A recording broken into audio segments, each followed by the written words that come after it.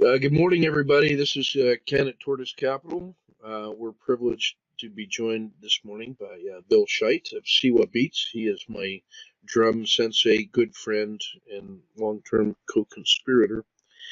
He and Jeff Boccaccio have been noodling around with Adapt Trade Builder, which is a generator of trading systems that uses genetic algorithms that I highly recommend. It's state-of-the-art systems generator, provides some amazing insights that are not available to the to our either our intuition or to our beliefs, because it simply operates in an evolutionary manner off of data to find patterns that might not occur to us. So it's always interesting when you take a walk on the wild side like that. So well, I'm just going to let Bill tell us the story.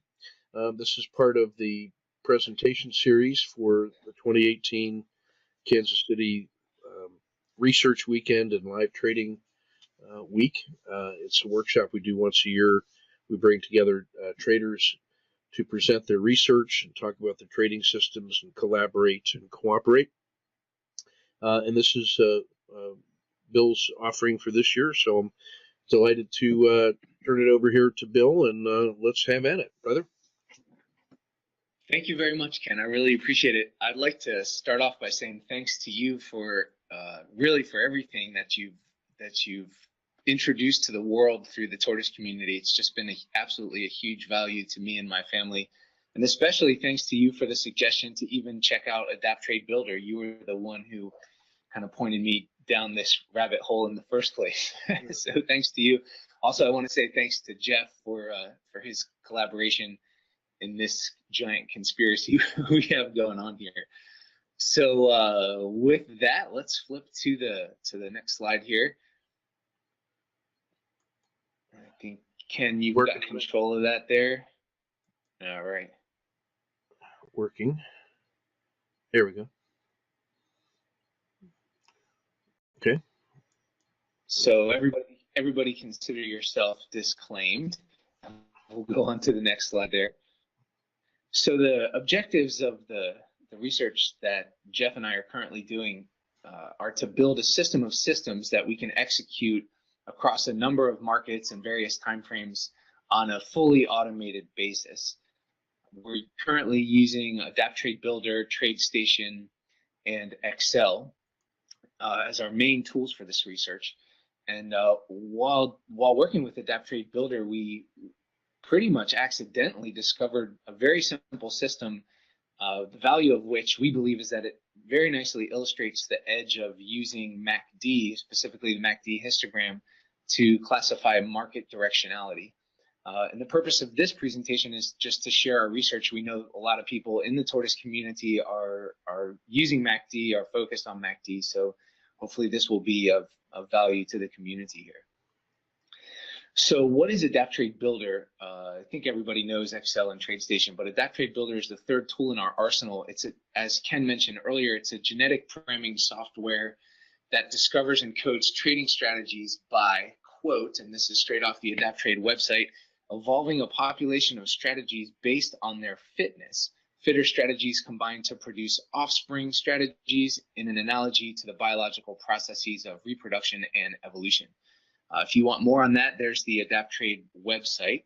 If you're kind of a caveman like me, the process simplified is you add market data, you choose system metrics, and the software automatically builds strategies. We added one additional step, and that is we pre-filtered the market data that we fed to Adapt Trade Builder for directionality using MACD histogram. Okay. The next slide here will give you just a little bit more about that. So as I said, we use MACD, and we did that on the daily charts to classify market directionality. This particular system, we were looking at the euro dollar. The MACD parameters that we used were the TradeStation default settings.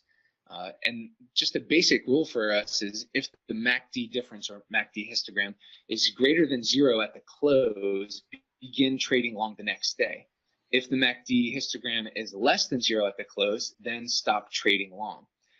Once we classified directionality on the daily charts, then we drilled in and we used 3-minute bar data for each of those days that met the conditions above, and we fed that 3-minute bar data to Adapt Trade Builder, and that's what Adapt Trade Builder used to build the systems.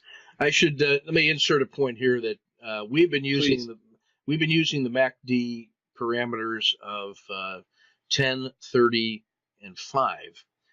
Should not significantly change the insights that are generated here. When we use 10, 30, and 5, the faster moving average is a little bit faster than the standard. The slower one is a little slower than average, and that makes a slightly larger range under the curve.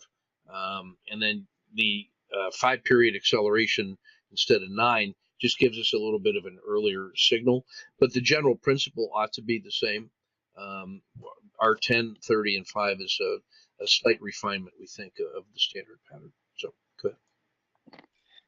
Yeah, Ken, thanks for that. And just to add on further to your point, we did investigate both ways of using MACD, and it was more or less the same, like you said, some slight variations. On this slide here, what we're looking at is the daily chart with the MACD filter example. So on the bottom, you can see the MACD, that is the trade station settings, and we've got the histogram in green and red there. The blue boxes around the bars above are all the days that meet the criteria. And then we took each of those days and we exported the 3-minute bar data out of TradeStation and put that into Adapt Trade Builder. Well, we did take a look at what it would look like using the settings you just mentioned a moment ago, and it was almost identical. It was very, very similar. So yeah, I believe that that there wouldn't really be any substantial difference in the overall points that we're going to discuss here using either MACD setting. Yep. Okay. Yeah. So let's pop to the next slide here. Yep. Stand by. Take your time. There's so many programs open on the machine right now. It's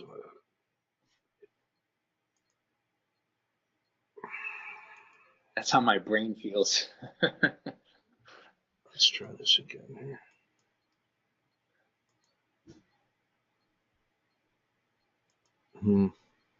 Yeah. Ah, there we go. Okay. All right. So in the next couple slides here, I'm going to walk us through some screenshots of the Adapt Trade Builder settings. And I'll just say as a word of caution, don't get overwhelmed by the Adapt Trade Builder settings. I'm just including this for completeness. As Jeff said, this is just what you need to know to get the tool to go. Of course, you know, we risk opening a giant can of worms. Adapt Trade Builder is a very involved, very extensive piece of software. So again, it's just going to be a very high level overview. And then of course, if anybody in the Tortoise community wants to use Adapt Trade Builder, you can refer back to these slides to kind of get a sense of what we were doing. But by no means is this meant to be an in-depth presentation on how to use Adapt Trade Builder. So don't get overwhelmed. We'll just kind of skim across the surface. So as for the market data, we looked back over 7 years of trading. Between 2011 and 2018, there were 1,182 days where the MACD histogram was greater than 0. We used 50% of that data as in sample and out of sample, and we saved 50% of that data for validation. And our data settings are included in that screenshot below for anybody who wants to recreate our research here. Let's take a look at the next slide. This is the strategy logic options in Adapt Trade Builder. We asked Adapt Trade Builder to limit it to 1 entry per day, just for simplicity. To enter between 9:30 a.m. and 2 p.m. Eastern time, and to exit after 2:30 p.m. No particular logic there, except for after 2:30 p.m. I'd like to go ride my mountain bike, pick up my kid from school, do that kind of thing. So there's no market logic there, just some lifestyle logic. And of course, we told it to wait for an exit before entering a new trade. We'll pop to the next slide here and take a look at some more possible settings. There's a number of different order types you can tell Adapt Trade Builder to consider when building. So these are the order types we asked it to consider as it ran this particular build. And these are all standard ones that we would normally use in the course of trading the way we do in the tortoise community anyway.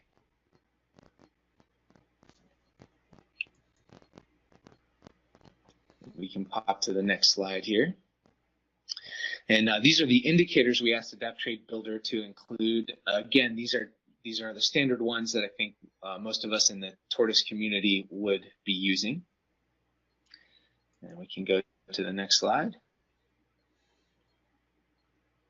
And these are the build metrics that we asked Adapt Trade Builder to use.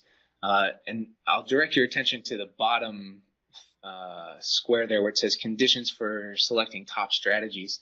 At the end of the day, we said to Adapt Trade Builder, okay, we want you to, after this build, pull out all the strategies that meet these conditions. And just to walk you through complexity less than or equal to 8. Complexity is the number of degrees of freedom in the system. You could think of that as the number of variables or inputs in the overall system. And as a general rule of thumb, the lower the complexity, the less likely that the system will be over-optimized and or curve fit. Complexity of 8, just to kind of give you a sense, is a very, very basic rudimentary kind of system. It's maybe not particularly one that would fit everybody's objectives, but where we were in our particular research process, that was the setting we were using at that time. We asked it to give us an SQN of greater than or equal to 3, average bars of less than or equal to 29 bars. Again, that's just a function of our experience using Adapt Trade Builder and also our overall objective of having a system of systems. So we don't want to have our capital tied up too long in trades that aren't working when we have a number of systems that we could allocate that capital to. And significance is just basically the student's t-test there, which gives us a sense of how valid, if you will, is the system that that Adapt Trade Builder generated. And let's pop to the next slide here. These are some of the genetic programming setting options in Adapt Trade Builder. Just to kind of give you a quick overview, we asked it to seed an initial population with 7,500 strategies and evolve that over a minimum number of evolutionary generations of 11 and a maximum of 30. We found that after 30, there's no real improvement in the systems, and at that point, we start to risk overfitting and over-optimizing, really. So let's pop to the next slide here. So the system that we're going to talk about here was system number 1975 in this particular build. It was one of the 106 strategies that met the conditions that we just talked about a moment ago for selecting the top strategies.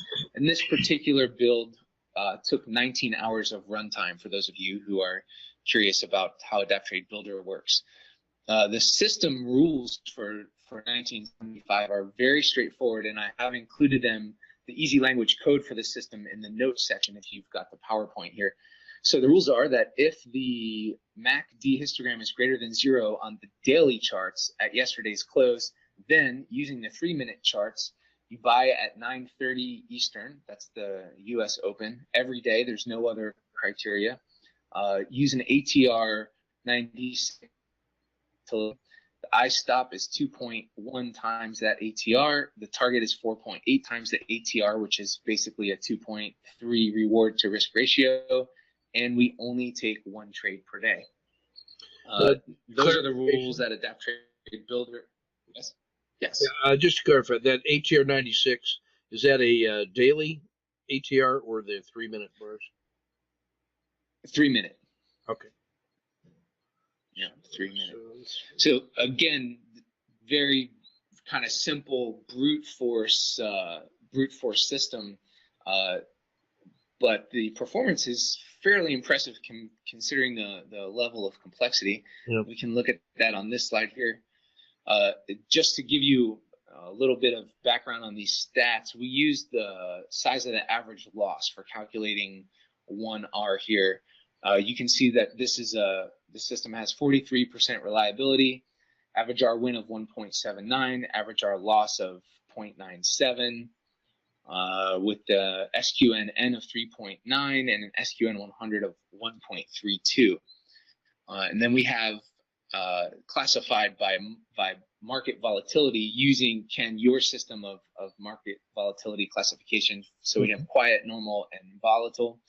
And you can see that the system really does best in bull normal, and not too bad in bull quiet and bull volatile for a fairly crude system here. Yeah, and you got the number of trades there, about 2/3 of them, it looks like, we're in bull normal, which is what we would expect from the way that market classification works. Yeah. Right. Yeah, so better than 40% win rate and about a 2-to-1 average win to average loss in the in bull normal. So a coin flip that pays 2-to-1 essentially. Yep, exactly. With 10% off the top for slippage. It's maybe 6% off the top. Okay. Yep.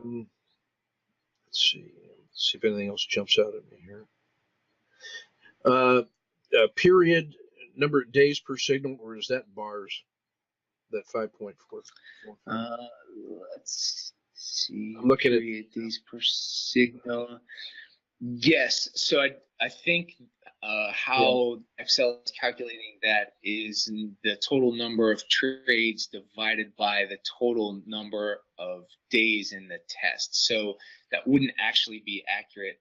Okay. Adapt Trade Builder does spit out the average hold time, and I could look that up. I don't know what it is off the top of my head, but obviously it's going to be less than 29 3-minute bars, because that's what we asked Adapt Trade Builder to give us when we set up the build conditions. So we're looking at about maximum about 90 minutes in the trade per se. I'm going to go back just a quick second to the do you know if this used a trailing stop? No trailing stop. These are the rules right here. Okay, so let's see. Was there a time stop to get out? Yes, the time stop was the two. No, that would be I think that would be the 2:30 close. Although we could look in the code. I would have to defer to Jeff. He's kind of our EL code expert in this project. Okay. I'm pretty sure it was just. Yeah, I suspect it's get out at 2:30. Yeah. Okay. Yeah. Got it. So I think where Adapt Trade Builder would come in as far as the 29 bars is, it would just look at the overall system performance given what the rule set is, and if the average hold time was 29 bars or less, it would say, okay, this qualifies as one of the top strategies given the initial conditions we set. Yeah, and that was capturing a profit target, if I recall. Yes. Yeah. Okay. All righty. Got it. Yep. So here we have the equity curve. The blue and green curve, the large one to the top, is the equity curve sum for all of the smaller sections below. Around that flat line there, that's the equity curve for each individual data segment, where you have a number of consecutive days in which the MACD difference is greater than 0. Mm-hmm. To the left of the green line is in sample, and to the right of the green line is out of sample. Okay, so it holds up pretty well. And then these individual pieces look like those are the max excursions from for each of the trades. So it looks like the worst excursion here was probably 3%, and the max favorable was about 4%. So this is really the accumulation of a lot of smaller trades that have incremental value and just the occasional improvement. If I were looking at this as a way to looking for areas of tweak, I would be looking at putting maybe some kind of maybe a 2% stop on there to protect against some of these longer moves to the downside as a way to get incremental improvements. But yeah, okay, that's clear. By the way, the inclusion of the 50% out of sample is absolutely necessary for having any confidence in the back test, because otherwise either neural nets or genetic algorithms will overfit. So unless you're using that out of sample for testing, you're setting yourself up for failure. So this is good. This is good staff work. Okay. Thank you. And further to your point about overfitting, one of the things I love about AdaptTrade Builder is it allows you to stress test your systems. So what it does is it randomizes inputs as well as the prices and the market data that you fed it. So this is a Monte Carlo of a stress test that we ran on 1975. We asked AdaptTrade Builder to randomize the system inputs with a 40% chance of varying each input up to 30%. And then we also asked it to randomize the prices, that is the high, low, open, close, etc., of the bar data that we fed it, with the 30% chance of a variation of up to 20%. Mm-hmm. And this is the equity curve of, or the Monte Carlo of those equity curves, given all of those randomizations. And this, relative to what can be generated, is a very, very good looking stress test. In systems that are over optimized or really just too finely curve fit, this looks like a mess. It's just a giant bowl of colorful looking spaghetti. But to see a nice tight group, with steady rise like that, that says that the system is fairly robust and is not particularly over optimized or over curve fit. Yeah, this really says if the volatility of the trade day is significantly different than the volatility of the previous days, which is what set the ATR. 96 bars is about 300 minutes, which is 5 hours. So if you had some kind of noise event, and then you got a significantly different volatility, then you would expect the system to be at risk. And so when you add that much variation, you're really accounting for the possibility of bad news happening at any time, and the fact that this is still robust in that range is pretty impressive. And thanks, Ken.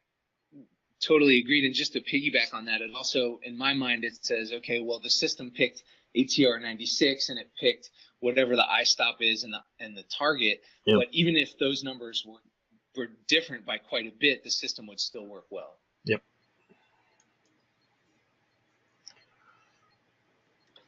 So just a little bit of discussion here. The value that we see in this system is first of all, as a proof of concept, that the research that we're doing is fruitful, and B, the value of the MACD edge, the fact that we could filter market directionality on the daily charts, and then AdaptTrade Builder, like you said in the very beginning, Ken, just using straight up logic without any of our beliefs or heuristic biases in there, it would spit out a system that works so well, in such a simple system. To me, that says a lot about the value of the MACD histogram. And then the other thing I think it really illustrates is the value of the 2-to-1 risk reward. Yep. Anything you want to add to that, Ken? Yeah, I thought the 2-to-1. I think both of those were really huge, because that's sort of a chef's heuristic there, the MACD and the 2-to-1. I had an insight earlier this week that the way we use the MACD histogram, the 10 and the 30, really equates to the 10 equates to the center line of the dragon as a 10-period simple moving average, and the 30 acts as the Bollinger Band mean of the river. So what we're really using is essentially the combination of the dragon and the river to define market conditions in this case, and that's such a powerful component of our sense-making framework that the MACD histogram is an elegant way to represent that. Yeah, let's see. Go ahead. Yeah, just to further to your point, what I love about it is in my mind, I've always thought, yes, this is an elegant and powerful way to do it. But what's really encouraging about this research is Adapt Trade Builder, which just completely runs on logic, said, yes, the logic and the data agree. So next steps for us, we are currently forward testing this system 1975 and others that we've come up with in real time on an automated basis for further proof of concept and to make sure that those forward testing results look similar to everything we did in back testing and simulation. We're also continuing to build our system of systems specific to market types across a number of targets using the MACD filter. In fact, Jeff has come up with a really sharp tool for filtering that data and helping us with the data export process from TradeStation to Adapt Trade Builder. We're also planning to explore RL30 as a market directionality filter as well, applying it more or less in the same way as MACD on the daily charts and then drilling in on smaller time frames and exporting that data into Adapt Trade Builder. And then a big one for us, which is on the horizon, is just refining ongoing system evaluation and management. So how do we automate our performance evaluation and system selection? How do we integrate position sizing with that? And one of the things that I love about this particular approach is I know that I have a particular bias towards if I've spent a ton of time and energy building a system that I really want it to work, and I might get over attached to that belief there. But with Adapt Trade Builder, it's so easy to just build another system that, for me personally, I feel like I run less risk of being attached to a particular system working and would be more willing to just say, oh yeah, look, the data says this thing is not working, so let's just throw another system online and here we go. Yeah, it allows you to stay adaptive to a dynamic market in that way. There's a question from Martin. Maybe for you or possibly for Jeff. Did you run easy language in a TradeStation back test? And did you scan the parameters to see profit curves around the chosen values? Maybe Jeff can. My sense is that you used Adapt Trade Builder to define the system rules, and then easy language to run the tests on the data. Is that exactly? Yeah. Exactly. You got it. Yeah. That's actually very good practice because it gives you two different testing engines looking at the same data. So if there was any if you're concerned about hidden biases in the designer's mind, then that having the extra system to check is a second form of testing validation using two different sets of measuring devices, if you will. And I think Brian, Brian's question was answered starting at 9:30 Eastern for the purpose of the three minute bars. Okay. Yes, correct. And just as a point of interest, we have found that the system performance as measured by Adapt Trade Builder is almost exactly the same as that measured by TradeStation. Very small variabilities, so they mostly corroborate each other. Yeah, this is for Hewan. The more likely answer is correct. It only includes the 3 minute bars from the previous day if the previous day closed in a positive bull market condition. That's the only way you could get that. So that 96 bars of 3 minutes is contained within the previous day's data exclusively for the ATR, and that means that day, the setup day, if you will, was a bull market day, price with respect to the MACD zero line. So yeah, you're sizing off of the day when the market was in a bullish area. Let's see. Yeah, Brian asks, talking about how would you leverage this to look at your own trading. The way I look at this, Brian, first of all, is that from an information value, the MACD and the 2-to-1 risk reward information is pretty useful. It tells me I need to when I look at that market health check each day, knowing where the market itself is on a daily chart, this sort of reinforces the relationship between swing trading and intraday trading.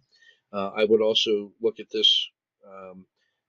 I would run this on SPY, oil, treasuries, and probably real estate to check to see if these parameters have robustness inside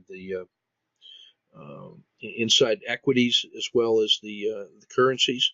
My spider sense says yes, because we can see from just a visual inspection of daily charts on those that the MACD histogram has some power, that the crossover from below to above is especially a useful time to start catching that move.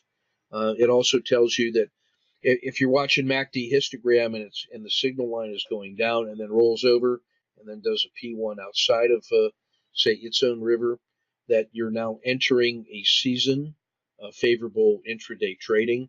So you can use the market classification and the MACD to sort of time that model overlay, and you could actually start using that as a way to allocate money between systems, so that you can start progressively weighting things that are moving into the growing season in that sense. I think that's sort of the main things that I would take from that. I think I would also take a look at the PSAR as a profit capture tool. My spider sense is that the settings that we're using is pretty robust with protecting against a sudden adverse shocks. This, as you know, in Forex, you're open to those kinds of um, sharp adverse moves, and so a PSAR, because of the time component, I think would serve pretty well to improve profit capture and profit protection, because you don't want to be, at +3 ATRs of profit and then have a spike after, then get a quiet period, then a spike against you, which is what would lead to those max adverse excursions. So I think a PSAR is a way to preserve profits in this kind of approach. I think it shows the value of the profit capture, capturing profit targets. If you know over long periods of time what your average win and your maximum win are going to be, that gives you a way to start fine tuning that exit as you get to an open profit moment.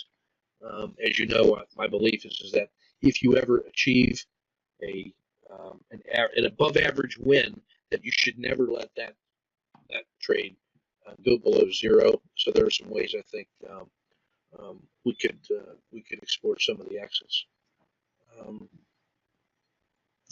So let's see. Reading Brian's question here, is that could this be part of a trade selection? Well, I think yeah. I think the general idea is the MACD histogram sorter itself. I've built in Excel now a MACD histogram model. I actually was looking at which form of the 10 and 30 moving average to test. I looked at simple, exponential, front weighted, and then using the RLCO lines themselves. I posted a chart earlier this week to show. I'm pretty convinced that the simple moving averages are the way to do it. That we know that the RLs are a very adaptive line, but it turns out that for MACD, the crossovers are more frequent when you're using the least squares moving average. So you end up getting almost a choppy MACD. That for market classification, we're better off using the comparison of the dragon to the river rather than fine tuning the MACD with the regression lines. So I'm building out the report generator to show up to like 500 symbols to show where where symbols are in the life cycle of that MACD histogram. If you remember what we used the risk Z for as a way to find the seasonality of trades, the same regions on the curve in the risk Z would apply here. So I'm building up that screener, and I think that's a nice way to reduce the trade selection to those that are coming into season. Okay. More to follow on that. I'll be presenting some information on that for the July workshop sooner if I get it done. But I'm going to try to get that finished up this weekend. So I got to get ready to go teach the British officers that are here for Operation Eagle Owl. We have about 400 Brits in our building. It turns out that every officer in the British Army comes to our school for 2 weeks to work on planning and strategy. And in a comparison of their systems of decision making to ours, part of the Allied Partnership, and so we're in the last day of that operation right now. Very interesting way to when you the robustness of our alliance is the fact that we have these two separate forms of military decision making and analysis, and that by comparing one to the other and going through each other's process, we end up getting a much deeper insight into our own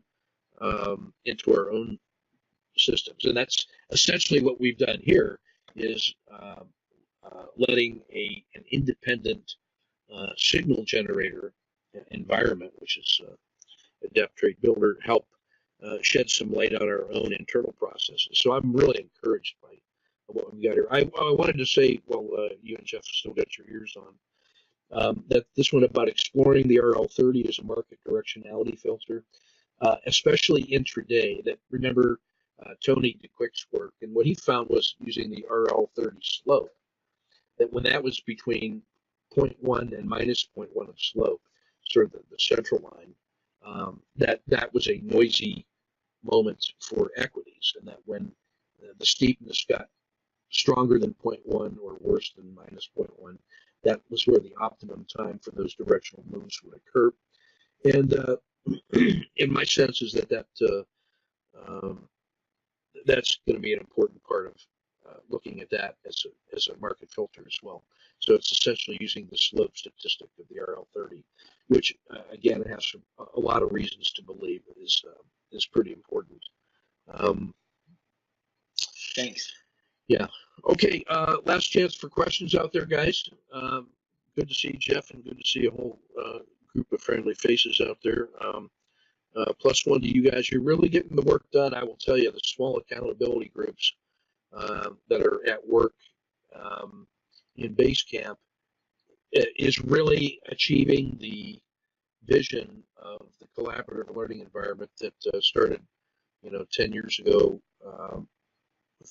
in the frugal mind of Robert Gardner, and just I know he's looking upon us with a smile on his face to see that this stuff really unfolding. So there were some really important emails that went out yesterday that talked about developing discipline and the willingness to stick to your rules. That's not related to this one, but I just got to tell you that's a really important piece of writing, central to how you distinguish between trading rules and your own disciplinary laws.